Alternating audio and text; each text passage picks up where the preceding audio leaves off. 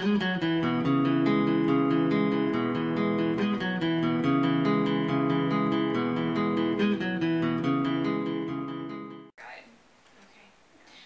I'm Mohini Vankatesh, Senior Director of Public Policy at the National Council. And I'm Chuck Ingoglia, Vice President of Public Policy at the National Council. And welcome to the next installment of the National Council Survival Guide for Hill Day. And today we just want to give you a couple of ideas of things you should and shouldn't do during your Hill visits to help make you feel comfortable and have a successful time when you're here in Washington. And I think, first of all, one of the most important things is to just be yourself and represent your passion. And I think through really thinking about the details of the information you provide, in the end, it's most important to really share your story and the consumer's story. I think also, too, remembering that you are working at an organization that's an employer in your community is really important. So think about the basic information about your organization. How many people are employed? What level of staff? How many consumers are you serving? Those are all really important details to share.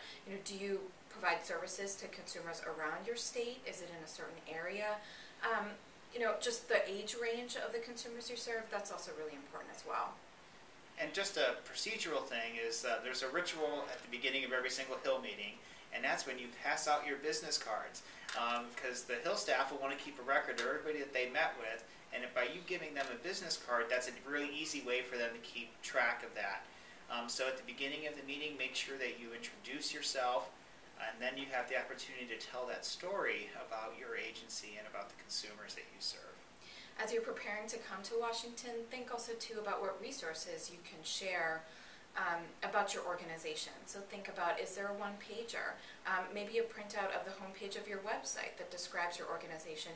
Things that the staffers can keep with them afterwards and refer to if they want to learn more information about what you do every day. And we never know how long these visits are going to last. Sometimes it could be 10 minutes, sometimes it could be 30 minutes, but overall they're going to be fairly brief. So you will have an opportunity to look at the talking points that the National Council produces, and you want to be able to be as succinct as possible. But also, as Mohini was talking about, put these issues in the context of your day-to-day reality and how these issues affect you. I think a really great tip along with that to think about is, we'll certainly be talking to you a lot about the talking points for our advocacy agenda. Take a careful look at those before you actually do your visits. And a lot of times when I'm going to meetings, I'll take a couple minutes to collect my thoughts. And so think about those talking points and how you can connect it to your work so you feel comfortable using those words and making the points as strongly as possible. And if you get asked a question that you don't know the answer to, that's okay. That gives you an opportunity. It actually gives you an opportunity to then follow up with that staff person when you get back home, or to make a connection with the National Council. So try to be as helpful as possible, as truthful as possible, and take advantage of that time that you have there to invite that person next time that they're home in the district or back in the state. Invite them to come visit your agency and see the difference that you make for their own eyes. I know many of you are involved in our letter writing campaign, which is just great and a really strong way you can share your consumer's voice, even if they're not with you during your Hill visits. If for some reason you don't have letters from our campaign to share with the Hill staffers, think about also bringing any coverage you got in local press, or really any stories that can describe what your consumers do as they engage with your services. And no matter where that staff person or that member of Congress stands on our issues, make sure you say thank you, both in that meeting and in a follow-up, either email or personal letter. Not many people take the time to do that, and when the staffers or members of Congress get a thank you, it really means a lot to them.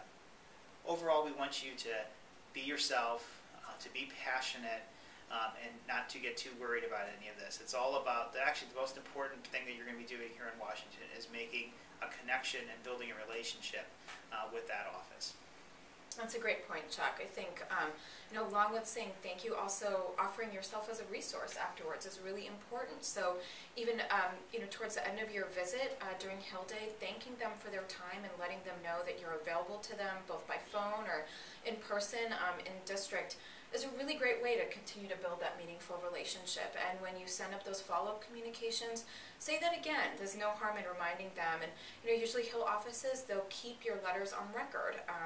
And so if they open up your little file and they see that you've repeatedly said you're a resource, you never know when they might reach out to you to try to take advantage. So we look forward to seeing you in July. Thanks so much for your interest in the National Council's Hill Day, for your ongoing advocacy, and we'll look forward to seeing you soon. See you in a few weeks.